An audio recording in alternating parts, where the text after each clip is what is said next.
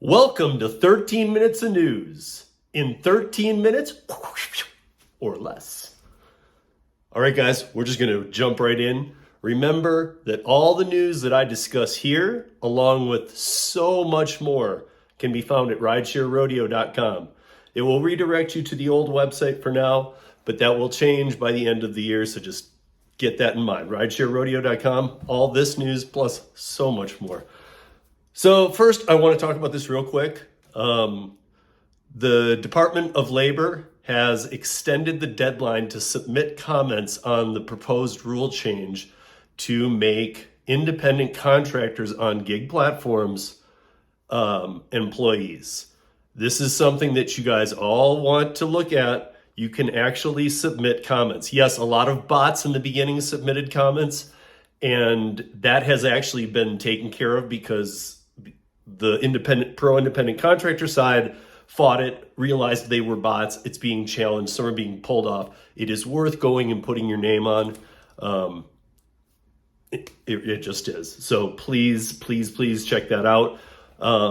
Also, there's a lot of stuff I've been reading that is going to be concerning Washington State, Massachusetts for sure, potentially Pennsylvania, and potentially Minnesota starting on January 1st.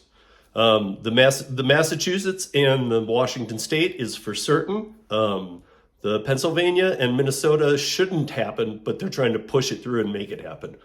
So I've been reading about some of the career fields that will be hit and changed and modified in the way it almost might not even work. I gotta say that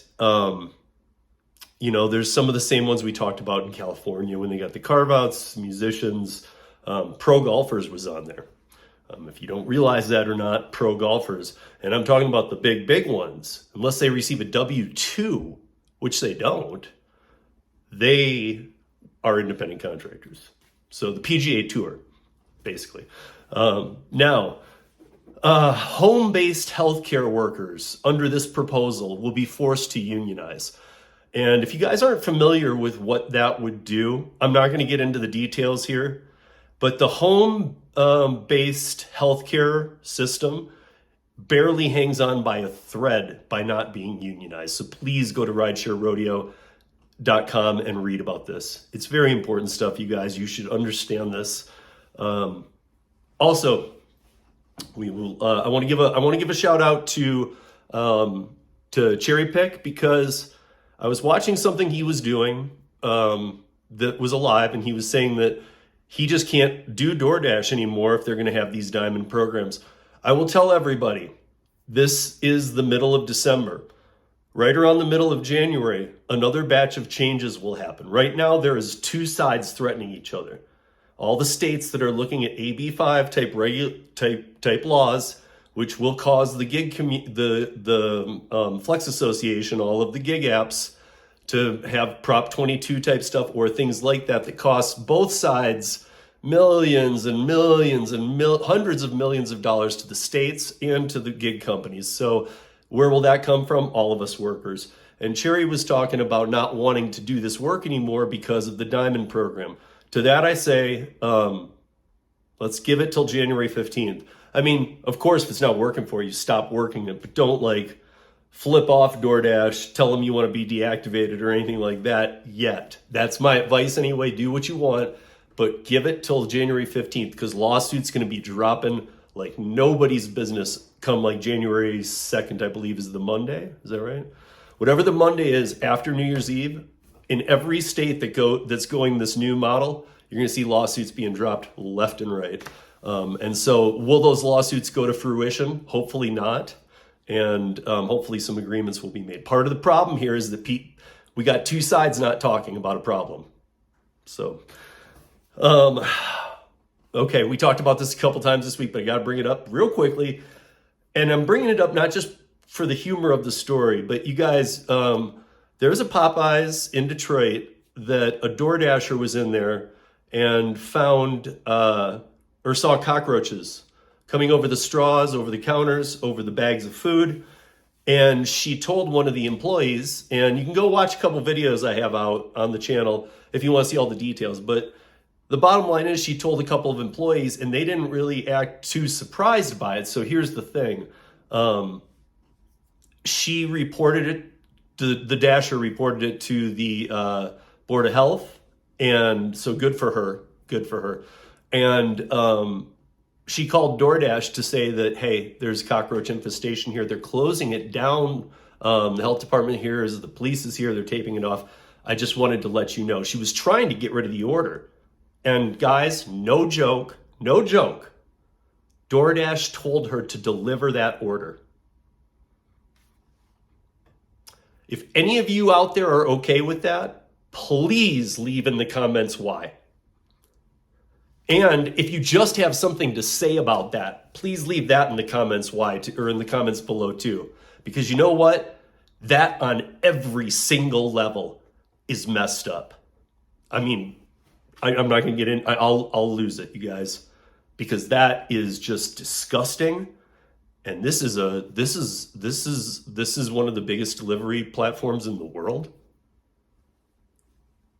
And they were told about the problem. I'm a lot of things sicken me, but this is just pure disgust. Let's get into Uber a little bit. So Uber Eats has to pay the city of Chicago $10 million. The breakdown of how it's being distributed is on RideshareRodeo.com. Go there, check out. There's a couple articles on it, but check out the article about the $10 million in Chicago restaurants. Most of it goes directly to the restaurants. So what this is most of them, even restaurants that Uber Eats approached and said, hey, do you want to be part of our program? And the restaurant, for whatever reason, said, no, we don't. And Uber Eats decided to put them on anyway.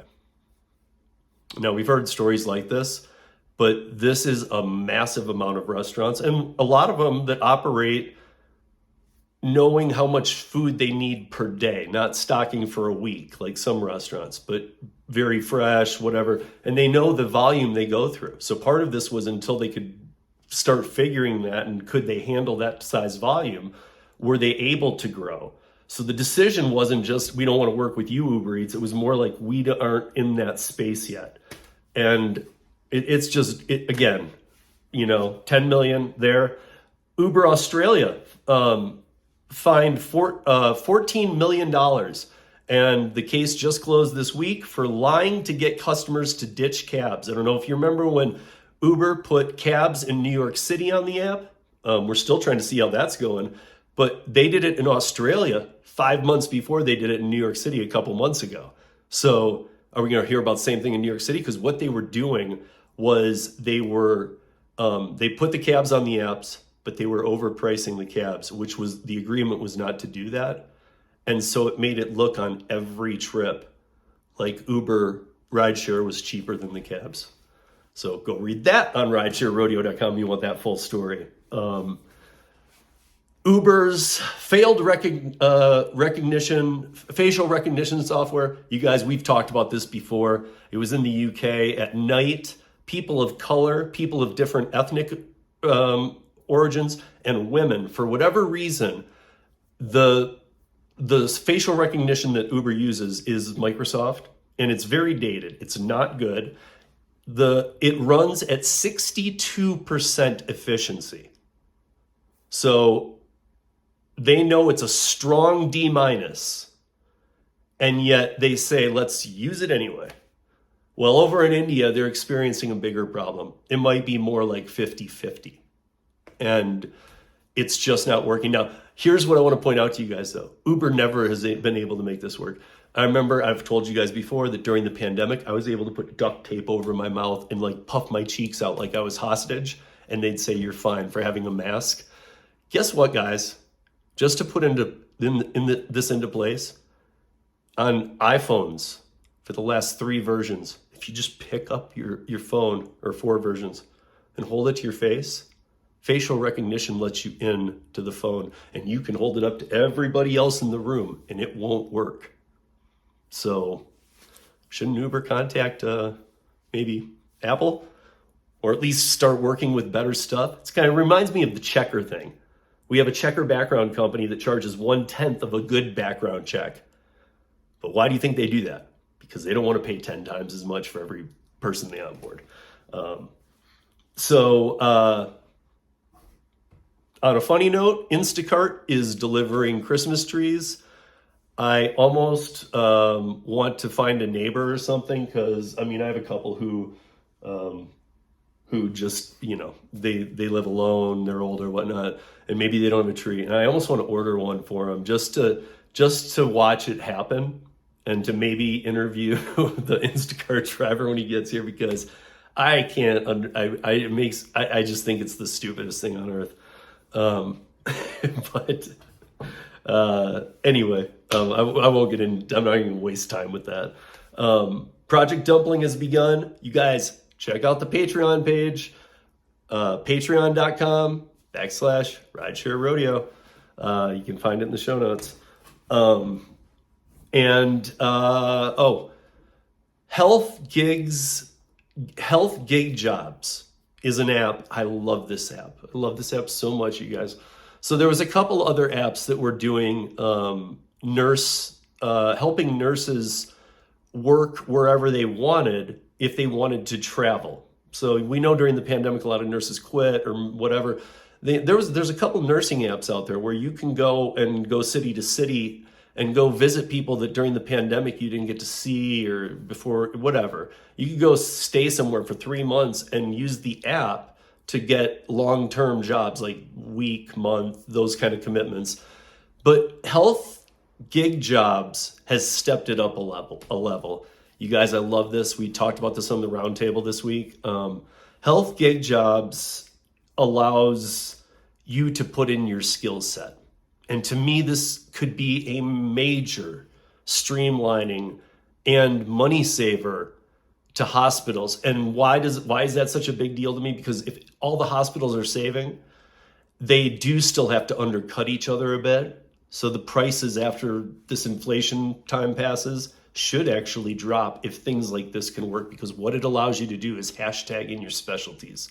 And a lot of times, even when they're hiring you in and going over all the things you know how to do, they just don't catch it. But like if you're a dialysis master, or if and a nurse, or if you're great with oncology, or if you can hashtag it into the app, and so they can actually select you perfectly for the jobs that you work perfectly.